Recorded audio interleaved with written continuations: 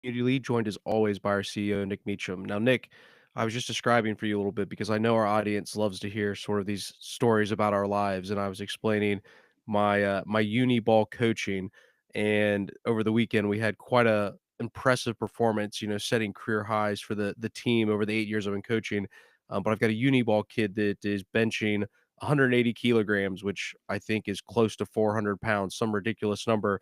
And I've affectionately dubbed him as the next Eddie Lacy because he's quite a big guy. He's got the dreads. He's got the kind of thick barrel body. If anyone that knows the NFL knows Eddie Lacy will recognize that body type.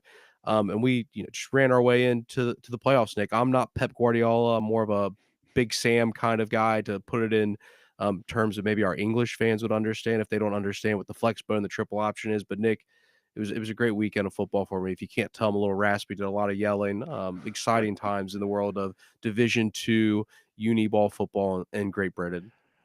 Uh, are you yelling because you're excited, yelling at your players to do better, yelling at the refs? Who are you, I guess, diverting most energy towards?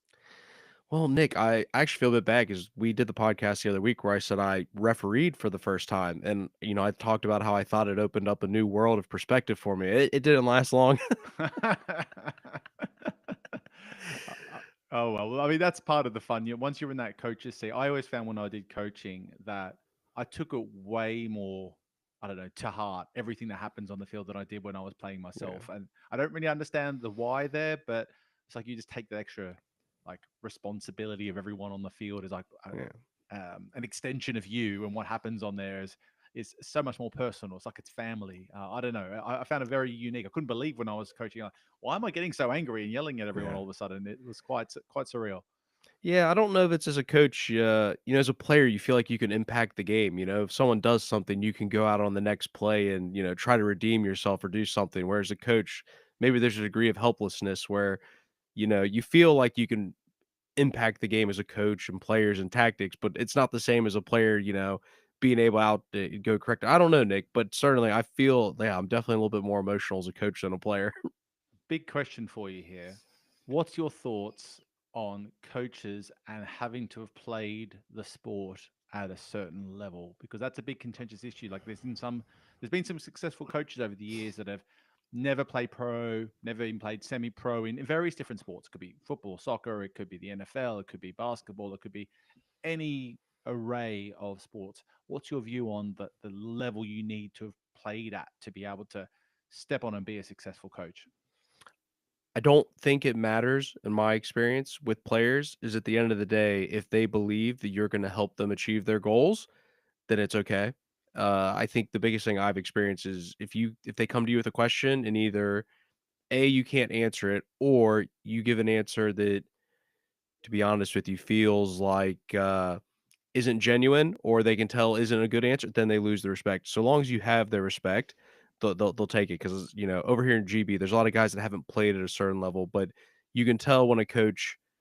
Sometimes it's okay to admit you don't know something and you'll come back with an answer, but as soon as you lose a player's trust, it's tough. But I think there's definitely examples. You think who's the guy down in Miami that always looks like a bit of a Colombian Oh drug lord? yeah.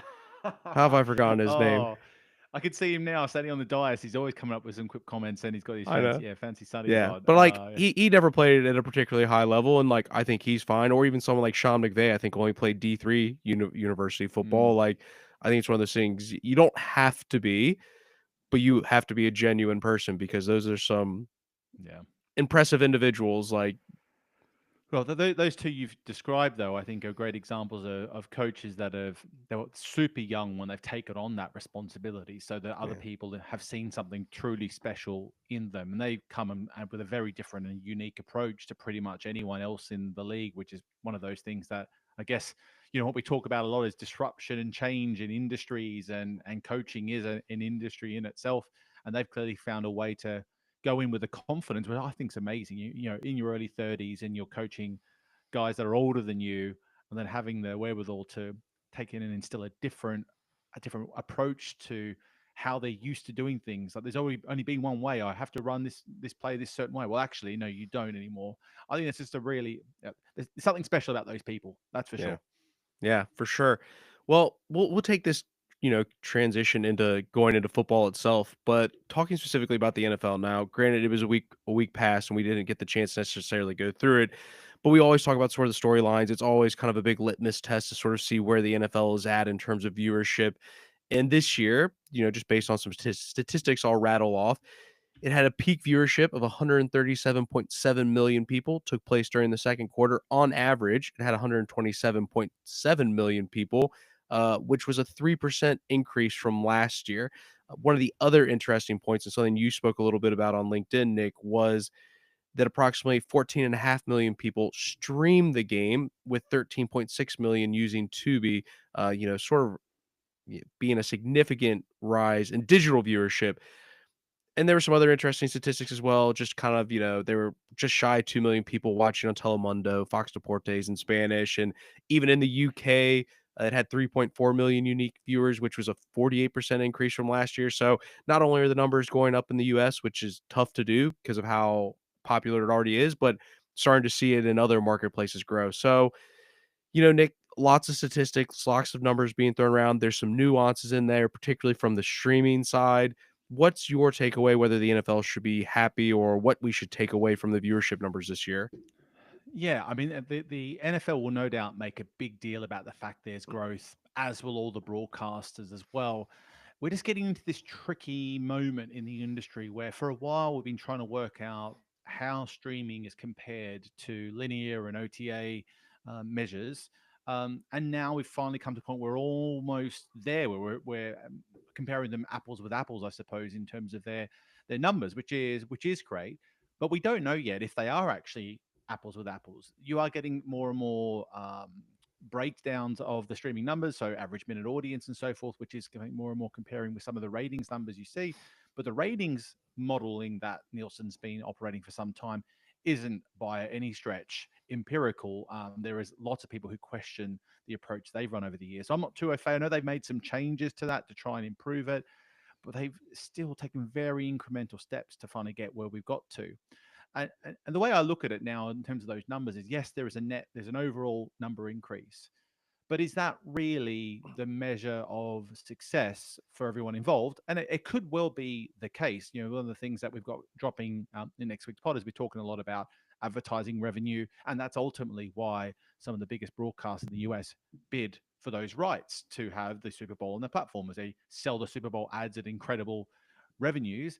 And if they can extend that audience through streaming and digital, that audience grows in scale, they can start continuing to drive more and more revenue. And the benefit of streaming can be, if that number scales further and further, more than the 10% or 12% that it was today, was this year, is that they can also get much more personalized, contextualized with the marketing. So all of a sudden, you won't just see those Super Bowl ads in many years from now, perhaps being uniform as the ad that ran at that same slot for everyone. It could be that the linear broadcast has that, but actually the stream product might have a different experience altogether. So my overall view is I question whether these numbers confirm that the sport is more popular than it was previously. It might be, but my concern is that we could just keep seeing the broadcasters adding more avenues to distribute the games and the Super Bowl itself.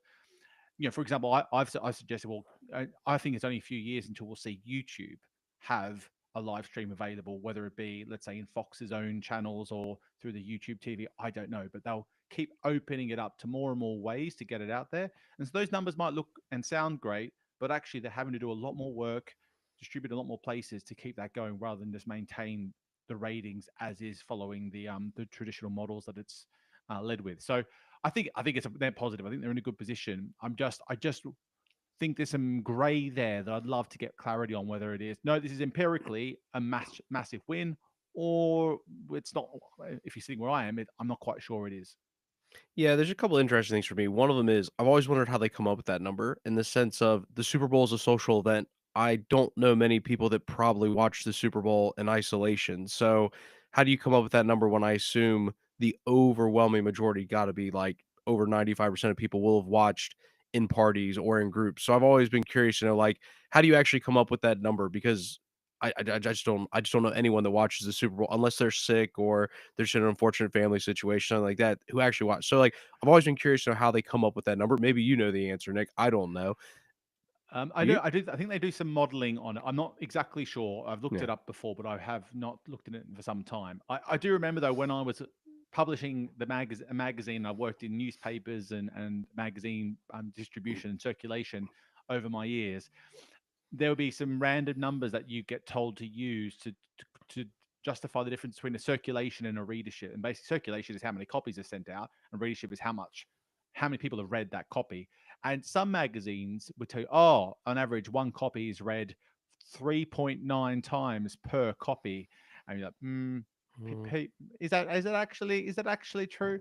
So I think there's always a question to some of the logistics or the measures of how these things are put out there. I'm not exactly sure on that. I think it's a great question because yeah. no doubt everyone is watching it. So something we should probably look into next time is to work out how they actually publish those numbers and if Yeah. they're using a uniform measure to traditional ratings. Because to your point, if they are, that feels a little bit flawed. Yeah. Well, if someone does know the answer, feel free to reach out to us on LinkedIn or email.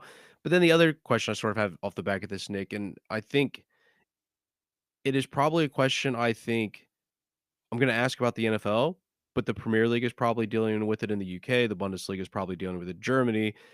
You talk about growth of popularity in the US, but like how much more room is there to get more popular? Same thing with the Premier League in the UK, stuff like that. You want to see growth, but at some point, there is a limited number of people that live in the US. Like, should we expect this number to go up every single year? Or is it really more a matter of we just don't want to see it drop too far? Like, I just don't know how much more the number can go up. Well, the tricky bit is I'm not sure the media industry just they don't like to deal with negative narratives, and Yeah. so they would rather that's why I think they'll play. You'll see it go on YouTube in a couple of years from now because they'll be like, we can't let these numbers go down. So instead, let's just get it out to more places, celebrate that we've got more audiences, even if we're not building our audiences on our platforms. Now, one of the wins for Fox here is their Tubi platform is advertising led. They're able to get a huge amount of people onto the platform for likely the first time. That's a massive win of audience acquisition that I'm sure they're super pumped about on top of the ratings. That's a massive, massive win. That won't happen every time unless they keep launching new platforms. So they keep having to try and find ways to drive extra value outside of the traditional ratings numbers and just selling it for pure ad revenue. So, but to your point of a popularity and growth, yeah, my thing is basically you'll see it across sports and you see it across media constantly. They'll do whatever they can to allude to present numbers that they're growing and everything's hunky dory or going in the right direction. They'll do whatever they can to avoid it. You've even seen um, we've not been in the rooms for those negotiations, but you think about the Premier League and some of the deals they've done. They make a big song and dance about the fact their their total revenue might be going up from a per games basis. But we all know in the industry, hey, the total revenue might be going up, but you're giving away way more value to the broadcaster now. Maybe that's fine. It's not an issue, but we keep trying to like tell ourselves our own, I don't know, mislead ourselves almost as an industry. And maybe that works in some instances, but I do think I'm a bit skeptical about that. One thing that you mentioned though on the ratings front though that I don't want to make sure we don't miss out on is a 48% increase in the UK is that's enormous. It's not a new proposition, the Super Bowl in the UK. So I do wonder where that growth is come from. Is it in something that they've done, whether it be that the NFL's UK stuff has hit in a different way this year, or Sky's doubled down on it better than they have before, giving it more visibility. That's a huge increase at that sort of level. Yeah, or it's just one of those long term, they've been doing the international games for a while, but like that's not going to be an instant thing, that takes time. Is this, potentially you reap what you sow and you've spent I think their first game in the UK was what 2007, 2008 and maybe this is starting to see a little bit of that. I don't know, but I agree with you. We talk about the popularity, like that is something that's where you can potentially grow, not necessarily. But the other thing I want to talk about, Nick, and you kind of previewed it a little bit, was talking about Tubi, and we're going to spend the podcast next week talking explicitly about advertising models. On that one, you talked about it's really good for Fox because it is driving value towards that, and it's not something you're going to be able to replicate every year. It's a new platform, but is there any takeaway you have from that in terms of just that particular platform, that particular model for monetizing and what that means for the industry wider. Well, just that what I think has gone a little bit under the radar, at least in terms of for those who aren't in the core of the say streaming space, is firstly Tubi is an ad-funded platform. Most of the other major platforms in the market are typically subscription-funded. Most of us now are very much waxing lyrical, at least we are, about the importance of advertising as a primary funding model for sports and sports rights.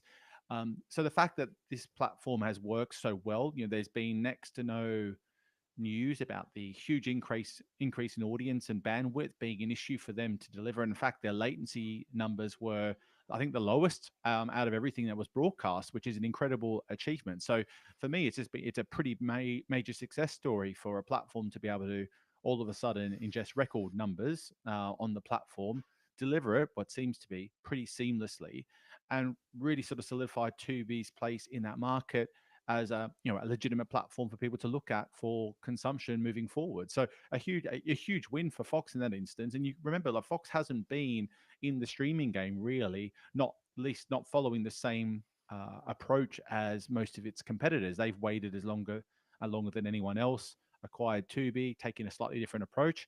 And it really seems to be paying off now. And this patience that they've taken means they haven't hemorrhaged a lot of money like the rest of them. And they're now pretty well set up to make the most of this platform that's been able to achieve and deliver a really high quality product.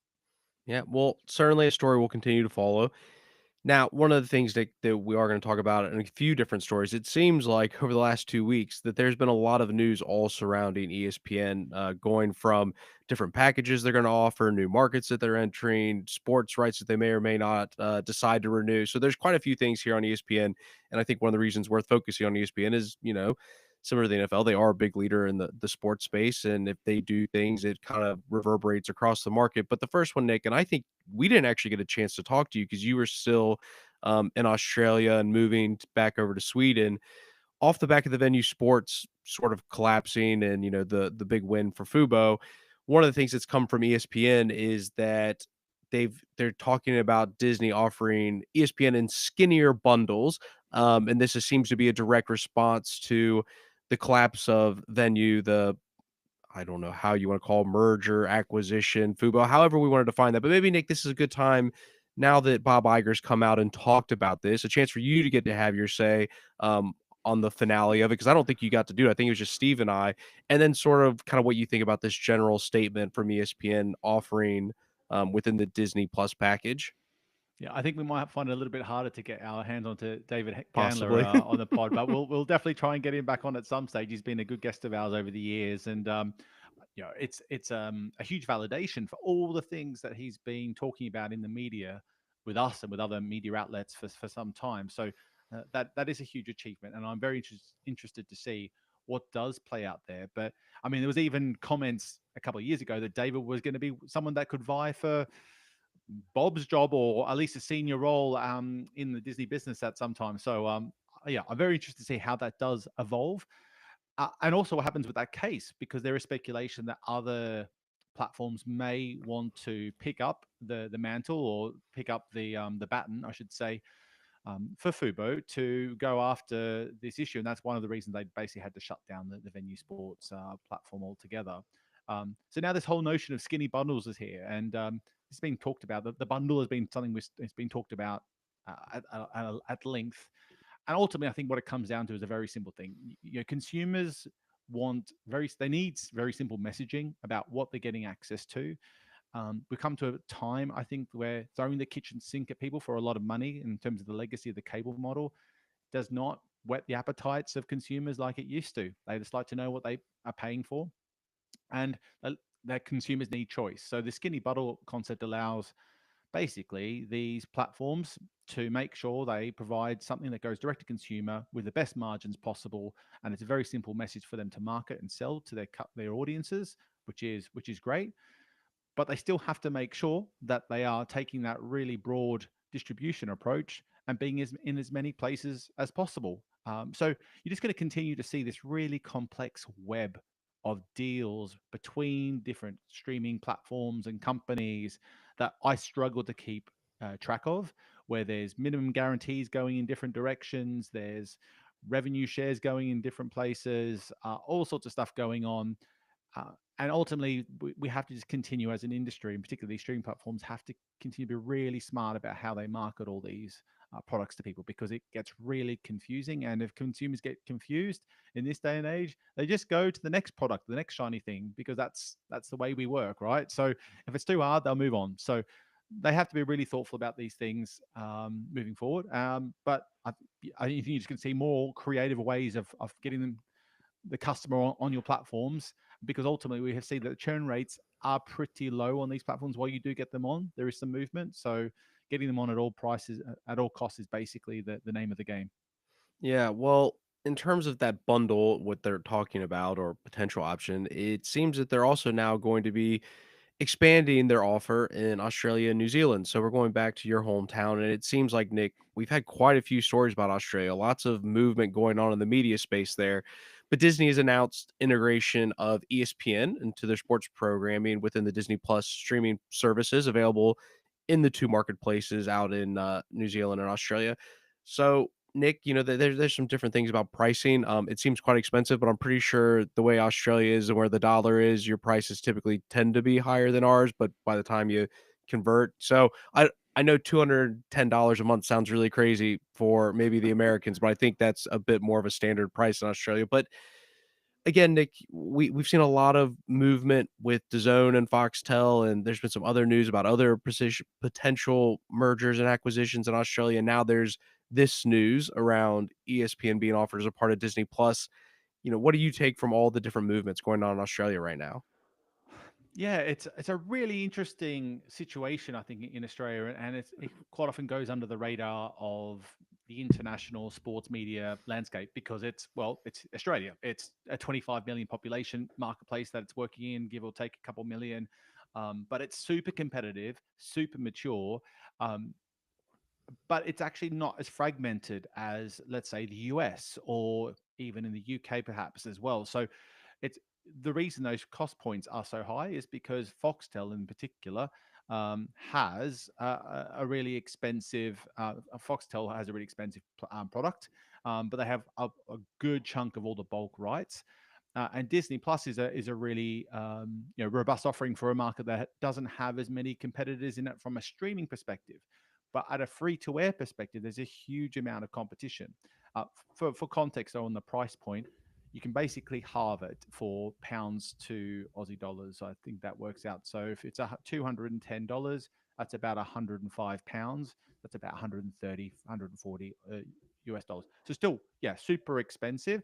But if you work it out, what's that work out to? 140 US dollars. That's about 12 US dollars a month. That feels about Yeah, right when yeah, when it's annualized. It looks like a bigger number and commitment. yeah. But um, so where to start? I'd say that the market's been so competitive, and so at each other's throats for so long, because of the value of sports in the country. Like Australia definitely rivals the US in terms of its love of live sports rights, but you have that extra complexity, and it differs to the US, where there is a certain chunk of all the major leagues, the major Australian leagues, have to be available through free to air channels, and are so, and they are hugely, have huge ratings.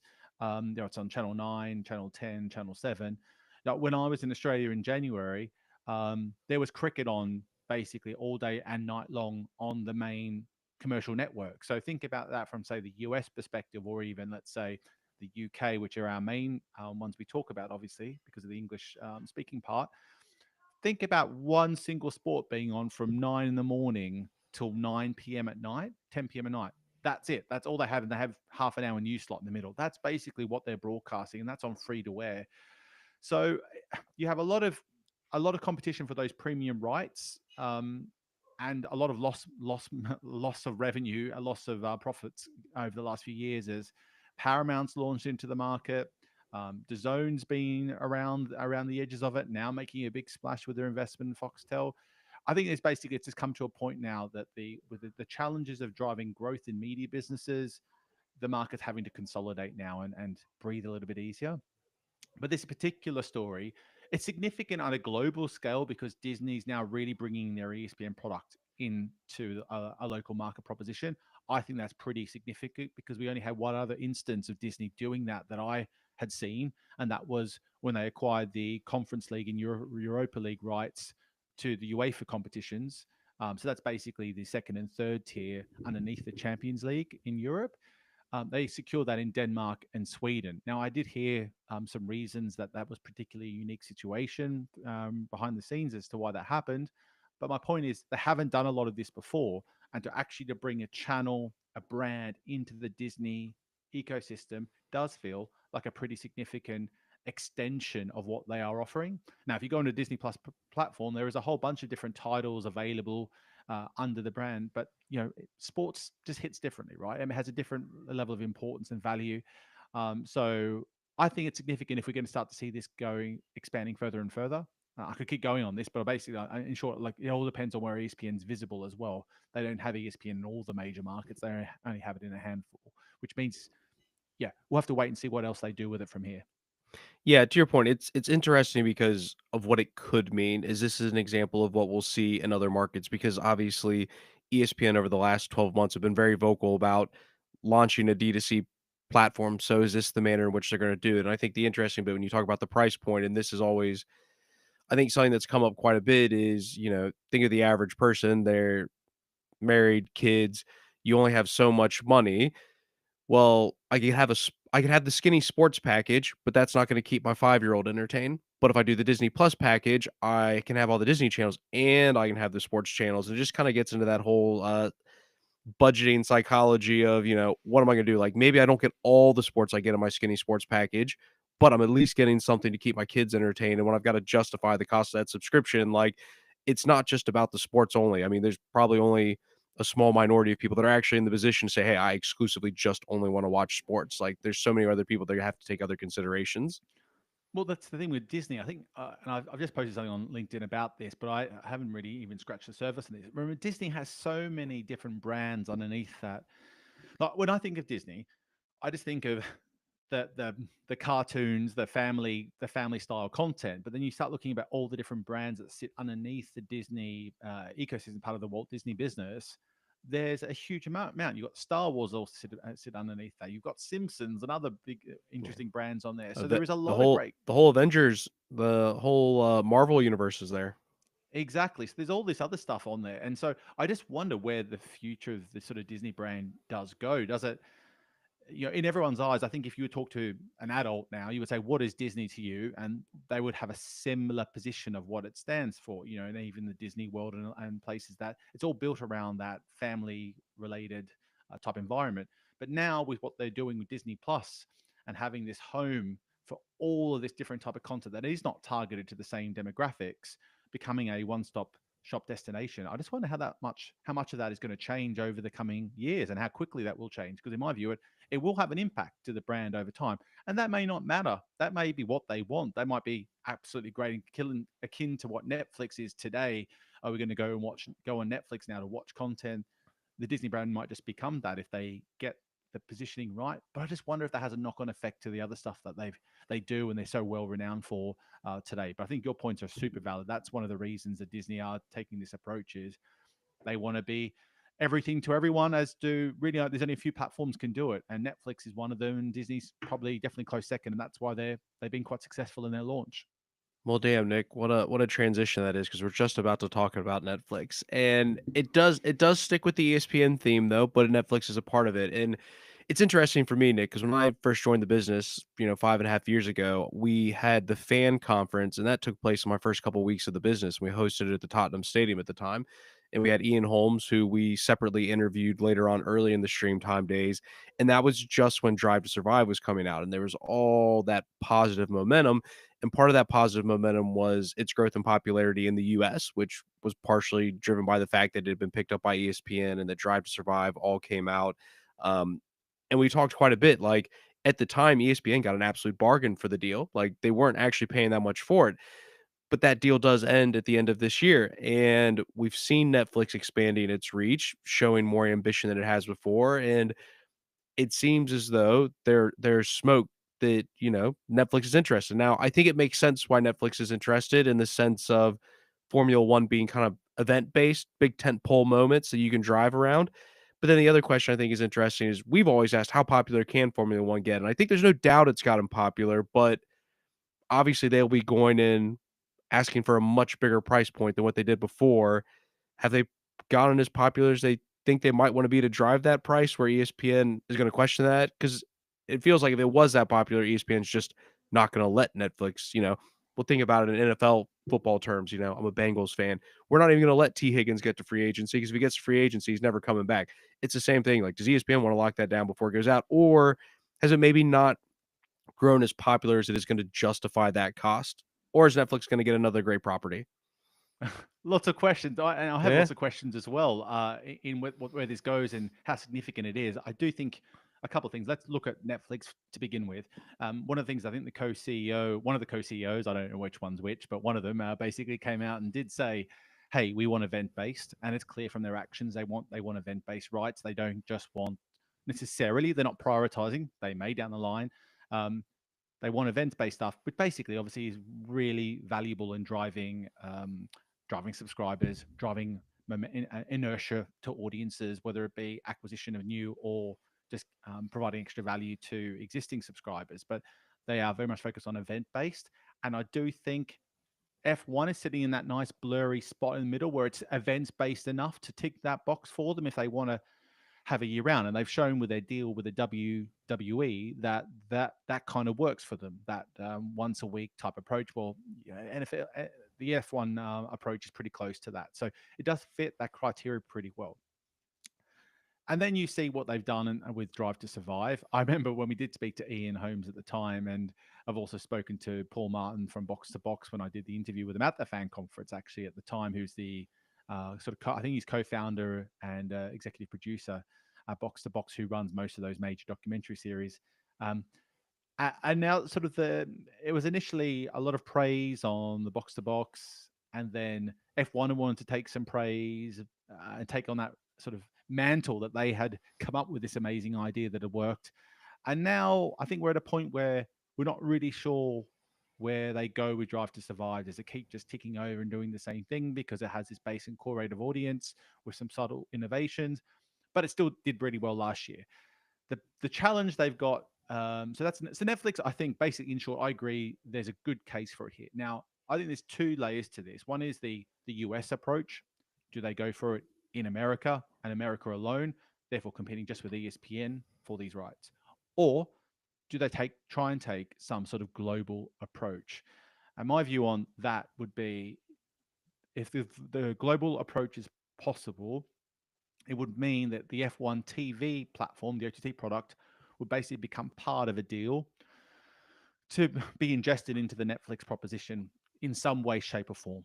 And that would give them a bulk of rights, a bit like what we saw with the Zone in the NFL Game Pass approach. And they would bring that into the business, and then therefore they would have a global offering and would allow them to really, really and truly leverage that events-based global reach that F1 has. Think about all the opportunities they have to market.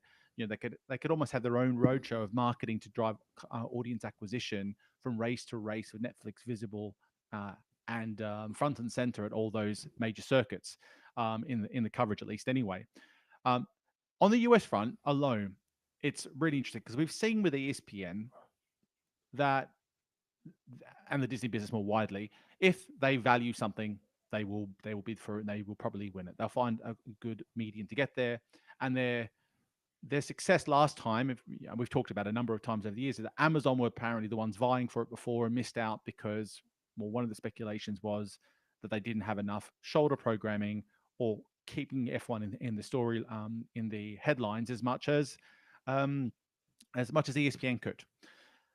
But the ratings have flattened quite a lot. They have not had a good couple of years on the ratings front in terms of the growth you would probably have expected or hoped for. And that is probably simply down to the lack of competition at the racing level, which has started to improve last year. So they need to get that competitive balance again to see if that can drive the ratings boost that they need. And if they find that, then I think then they're going to have something that's going to drive ratings up and up again.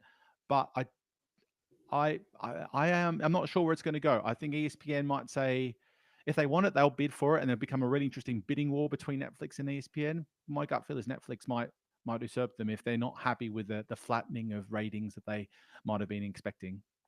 Yeah, I agree pretty much on all your points there, whether they take the global or the nation by nation approach. What would be interesting that you talked about though was the potential inclusion. Like we've seen there'll be people that complain because people always complain. I feel like DAZN have done a pretty decent job of incorporating NFL Game Pass into their platform as a perfect no, but like you're picking at little things there. It would be interesting because 'cause I'm not really aware of well, I take that back. Steve McCaskill maybe should be the person I ask about how he feels about WWE's incorporation, because obviously WWE had their own platform for a very long time. They pulled that back when it went to Peacock, but now it's within Netflix. So, maybe I'll ask Steve how he's found that because I won't have personally experienced anything on Netflix in terms of kind of acquiring, someone else's platform. Because as you say, not everyone's gonna even be aware of the Formula 1 uh what is it, Formula One Pro? Was that the name of the package? If that would become a part of Netflix and how that would exist within the platform.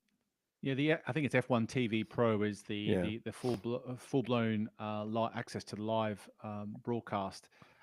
One thing that was interesting in the ESPN relationship, I believe, is still the case. And so again, if anyone's listening, can correct me if I'm wrong because I haven't watched it in the US for a long time. But I believe they still take the Sky Sports broadcast, the Sky Sports feed and production. Effectively, they're paying for that service from Sky Sports. So that's another little layer to think about here.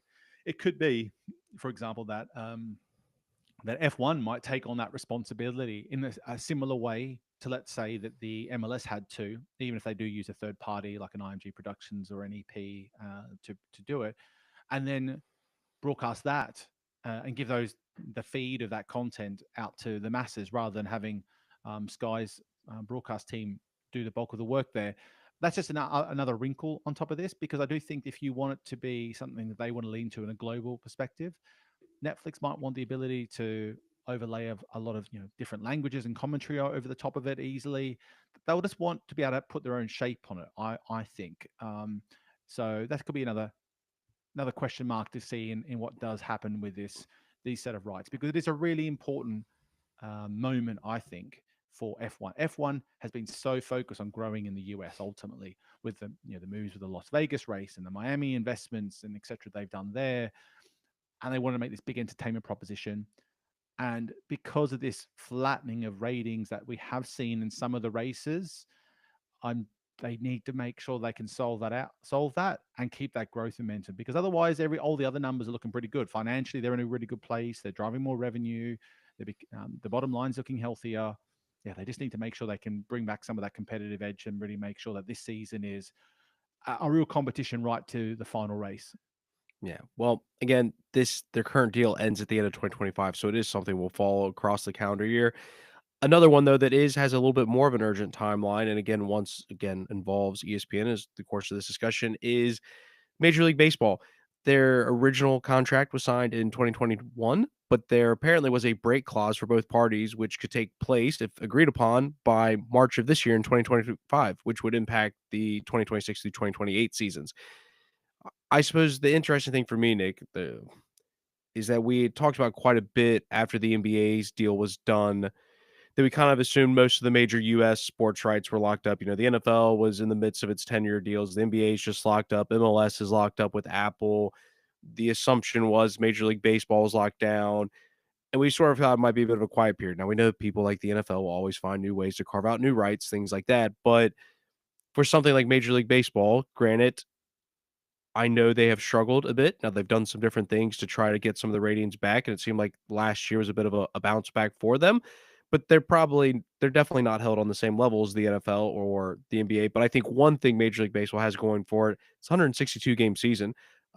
You may not have the popularity of a Sunday by Sunday NFL window, but even, that's double the games even the NBA has, and that in itself is an interesting proposition given the amount of things you can sell from ad inventory perspective or just a programming perspective.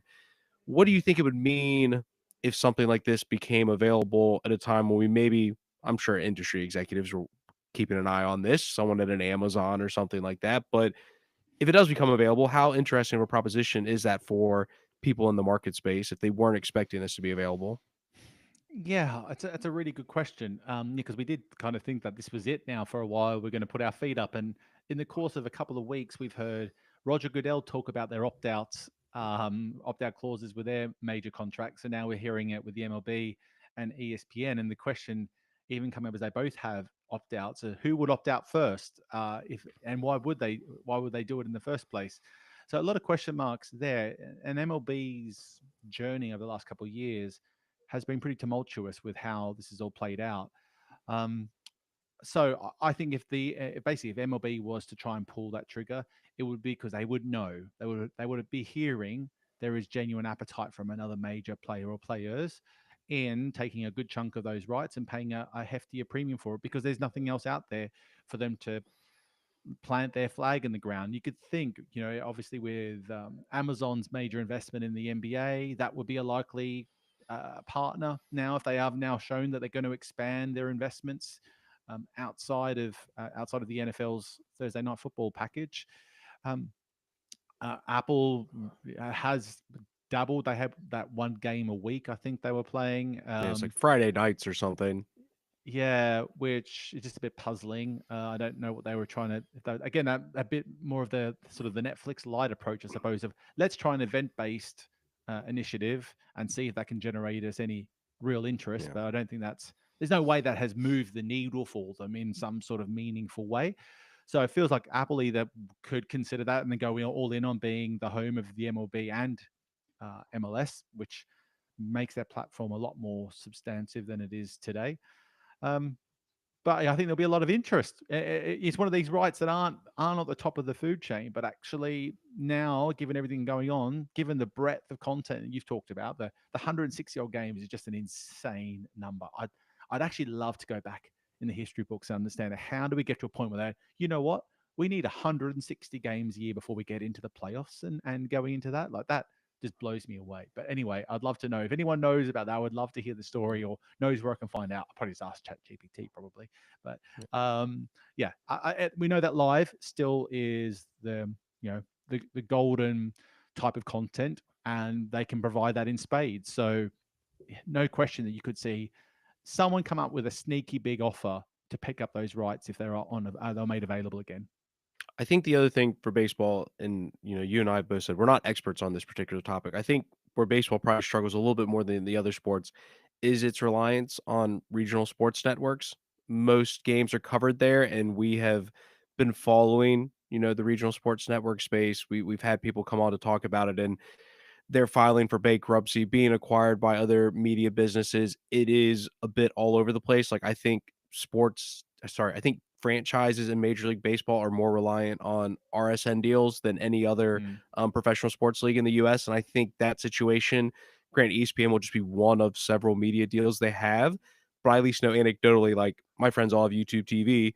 They can't get access to the Cincinnati Reds without paying a further subscription because of the way the current RSN deal is. So I do think there's a bit where the Major League Baseball is in a bit of a unique position to the NFL, where every game's pretty much free to air except for Thursday night football, some things like that. And the NBA's got enough stuff on TNT and other markets that yes, there's a lot of stuff on RSNs, but they're not as reliant on it as Major League Baseball is. Yeah, and that's why the concept of Amazon making a play here would be really interesting because they have been rumored a number of times of getting into the RSN game with different stories. They actually have an investment in the is it the MSG networks? I think it might be the other Yeah. New York one. Might be the MSG networks. And they actually made a move for Diamond Sports Group, and I think that actually fell through in the end. But they have made several steps into the RSN world, and it would make sense to double down on that because of the locality, the value it's providing to consumers and customers in those markets is super significant for those that are fans of it, and will be incredibly sticky as a proposition if they can wrap it into something else bigger like what Amazon does. So I think Amazon makes a lot of sense for that very reason.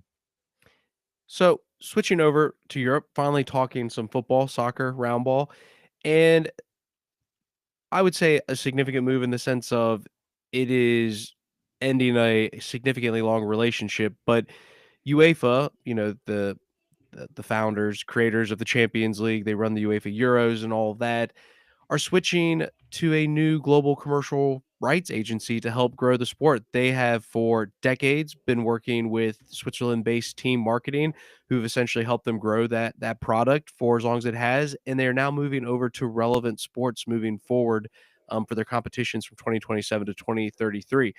Now, Nick, obviously it's interesting because it's almost like, FIFA and EA ending their relationship. When you have these sorts of partnerships that go on for so long, you're sort of like, what's the thing that finally brought this to an end? And I suppose the other part that's interesting for me as well is I didn't really know about Relevant. I probably should have, but I went in some Googling and basically it says pretty clear at the front of their homepage, we are here to help drive the growth of soccer in the US. And there's been all these sorts of rumors, the NFL is playing abroad. We've had friendlies over in the US in the preseason tours, but there's been a lot of resistance to have a Premier League game in the US. But why couldn't you have a Champions League game in the US? And it just feels like the move to Relevant, given what it says on their homepage and me just doing some very simple, you know, analyzation, it feels like that's what this is moving towards. Yeah, there's definitely a couple of interesting things here, I think, for the industry to pay a lot of attention to. One is just the move away from team is such an interesting one because of the fact that basically um, team was founded out of UEFA to build this commercial entity to run fairly standalone to them, and that was actually one of the first. That's probably the first instance we saw of that extraction of commercial rights and brought into an agency or a commercial sort of offering, an operation.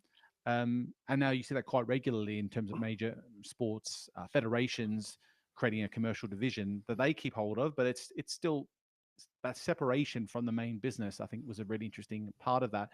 And ultimately, everyone's looking for the new edge, the new home run swing, and Team has been a super successful agency in what they've done for the UEFA Champions League over the years. Well run. I think Simon Crouch is the CEO currently. We actually did a podcast. I think I did one with Steve. Maybe you weren't there for that. And when we talked about the history of the Champions League, and we talked quite a lot about team marketing in that one. So it's worth giving that one a listen to hear a little bit about that.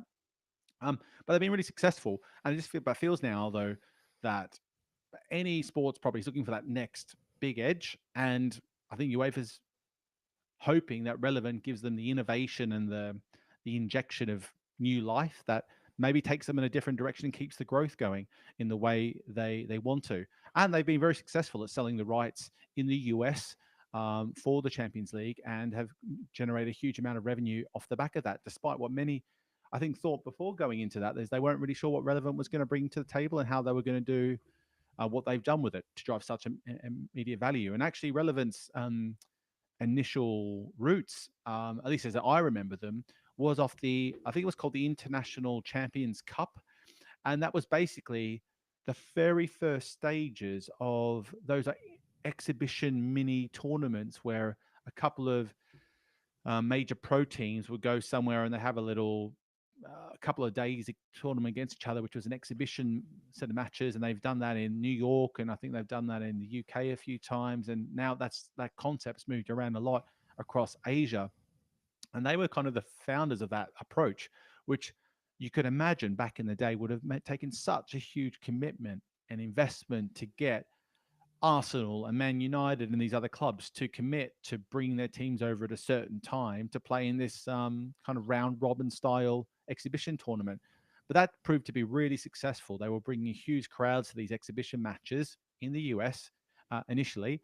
And that was probably one of the starting points of really this accelerated fandom that has come alongside what NBC's done with the Premier League into European soccer. So they have played a really key role. For some people, they might be quite new kids on the block, but actually they have been doing this for quite some time. So you do have to wonder, to your point, are they going to make some major, bigger move where the Champions League final could be in the US and there's a huge cash cow for them? Like that has to be on the cards.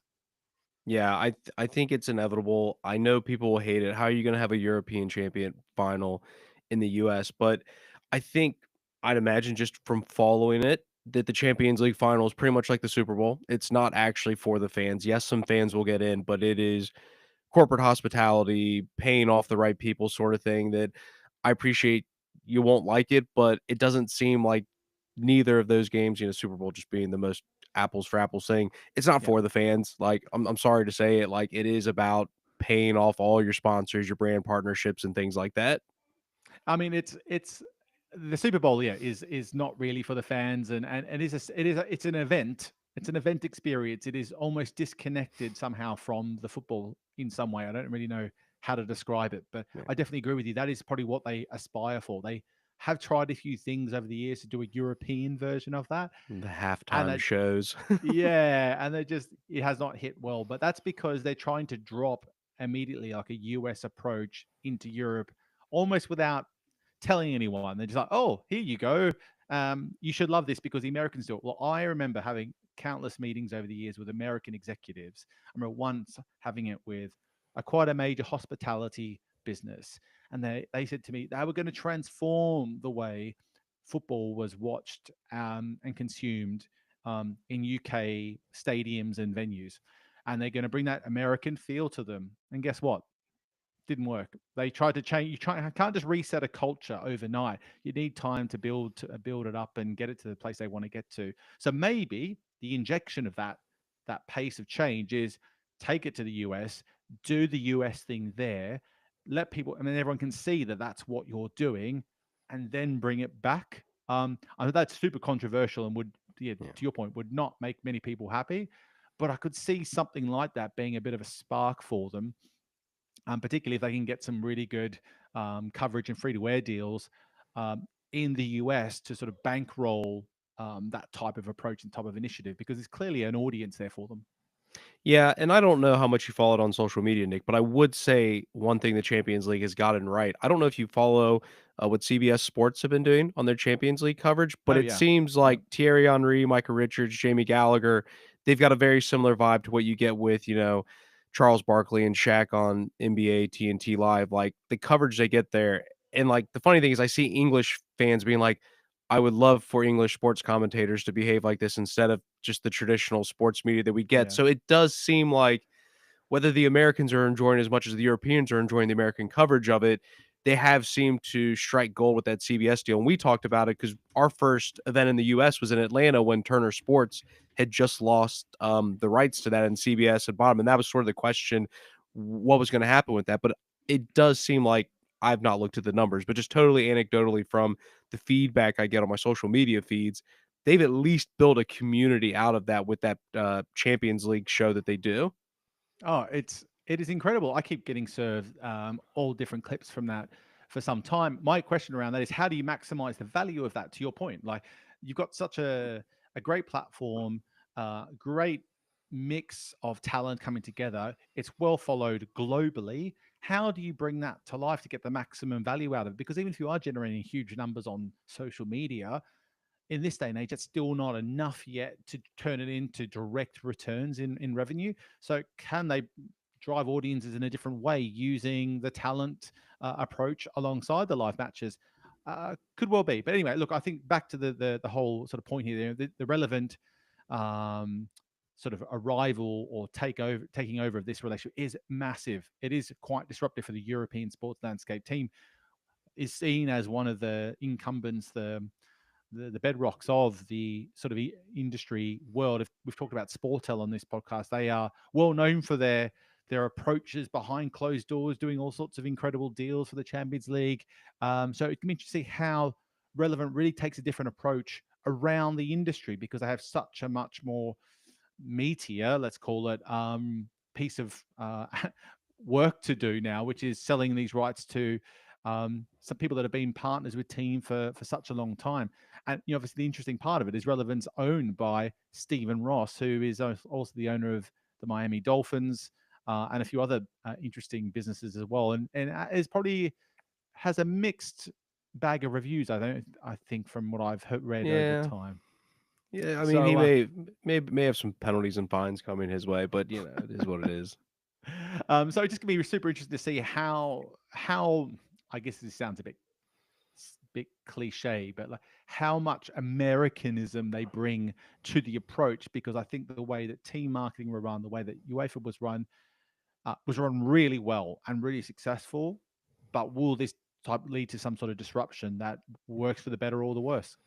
Look at you, Nick. Just the transitions are just flowing when you talk about the word disruption. Sort of the last thing that we are going to talk about. It's a little bit more of just you and I giving some subjective opinions because there's not a ton of facts on it. But speaking about disruption, is we got some smoke that there might be a new rival basketball league. Part of that coming from funding in the Middle East. Part of it, interestingly, coming from Mav Carter. Those that don't know Mav Carter, that is LeBron James's right hand man. So this isn't just some people floating things out there. This is a man very closely connected to probably arguably the most powerful man in basketball at the moment about setting up a new league to compete with the NBA.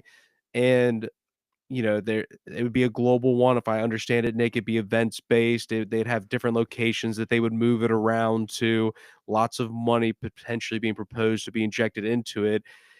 And obviously, Nick, it's very early days. We don't know a ton about it, but I guess my initial feel is it'd be very naive to say it doesn't have a chance given we've seen Live Golf, disrupt the PGA Tour. We're seeing all different kinds of leagues popping up from left and right that I think it'd be wrong to say to just dismiss it as an idea given the amount of money and the amount of potential influence. The execution we might have to argue on, but the idea that it won't come, I don't know, it feels naive to just dismiss it.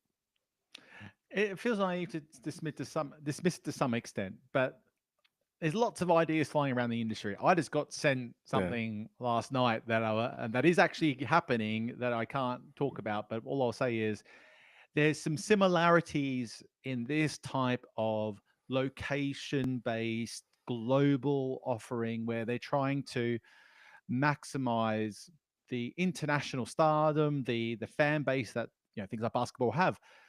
I do think it would be nearly impossible. My view on this is that to come in and disrupt someone like the NBA, there's a few layers to it. I could probably spend a lot of time talking about this because I think it just has like a bigger question to it about anyone trying to disrupt an incumbent in this industry, but particularly of this nature.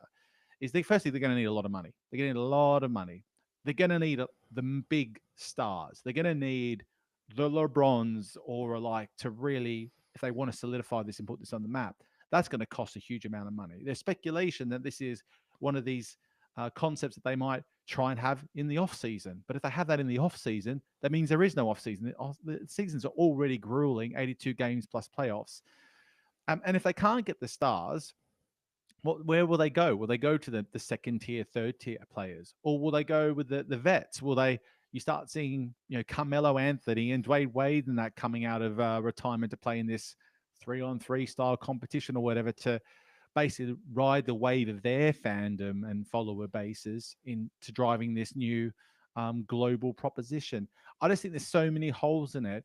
And you think about one of the things that the NBA does really well is they really are able to build the legacy of a player. They constantly are talking about who's the best at all-time best at this. You could be assists, rebounds, all these different statistical things, not just the GOAT debate between Jordan and James, but way more than that. And they make sure they're part of the ecosystem so effectively. To step away from that to the surety of the endorsement deals, the media visibility, etc., that the NBA and the US market gives alone to try and do something that's global, it comes with all sorts of question marks on the type of person that would be truly willing to step into that void and take on this approach. So I think it's a cool idea. I think it would be really difficult, however, to get off the ground. But the speculation is there's Saudi money, there's Singaporean money from governments coming into this kind of concept because they love the idea so much. Like these players, if you think about outside of football, that it's a team sport, but it's only five-a-side, and it's very star-based. They are true stars in a lot of major Asian markets as well. So there is a huge fan base for them to tap into. I just don't know how they get this off the ground and drive the returns they really need and attract the talent they need to really make it a success from day one. And they always talk about equity, but I don't what does that really mean in this day and age? I don't really know if that and they can guarantee that at scale. And is that only for the first wave of players and the rest of everyone else after that doesn't get a piece of the pie? Yeah, plenty of question marks still remain. It definitely feels opportunistic in the sense of for the first time, I think you could say in the NBA's history, you could make the argument the top 5 players are all international players from Europe. I don't think it's a Yeah. stretch of the, Luka, Joker, Giannis. Like you could start going through like and saying like some of the best players. I forgot Wemby. I know he's not the top 5 yet, but he might be top 5 discussed. Um, it seems opportunistic in the sense of you probably couldn't drive this because I do think to a degree you would struggle to get the Americans, but could you get someone like Luka, someone like Wemby that have a more international profile already to commit to this in a way that someone that's more American based wouldn't? So it feels opportunistic in the sense of you might be able to pull on some strings that you couldn't pull on before. And I think the Mm. other issue is we just talked about Champions League. This isn't like Champions League in the sense of it's a season within a existing season. To your point, it's meant to be in the off season. So it's not even something that complements the existing basketball structure. It's something totally external, which yeah, it I don't know what the execution is. It just feels opportunistic. It feels very opportunistic. And then you wrap that into the NBA apparently looking at launching something in Europe when you've got the EuroLeague established. And you just start to see, well, where's the talent going to start ending up? Is it going to be start being split up between different leagues a little bit? Because if you think about it, let's say this European league kicks off, or the Europe League had a little bit more money, or they could kick off this global league. You might get a situation where the next Doncic, the next Jokic doesn't get found because they wouldn't have the appetite to go to America like many others would. If the competition isn't clearly set as the industry standard, they would be happy probably being closer to home.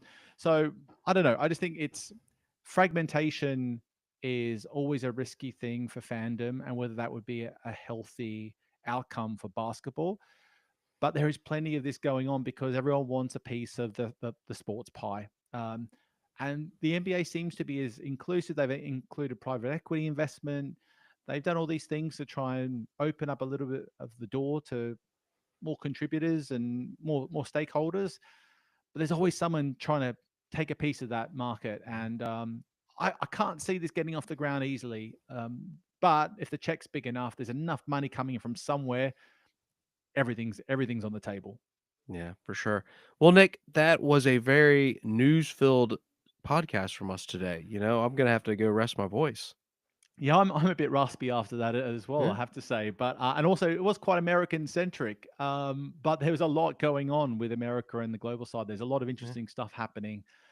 So good that we could get our teeth into that. But yeah, I think I need to drink some water after this. It's been a good chat, but a tiring one. You and me both. Well, thank you everybody for joining us this week, and we'll catch you on the next episode. Thanks, everyone.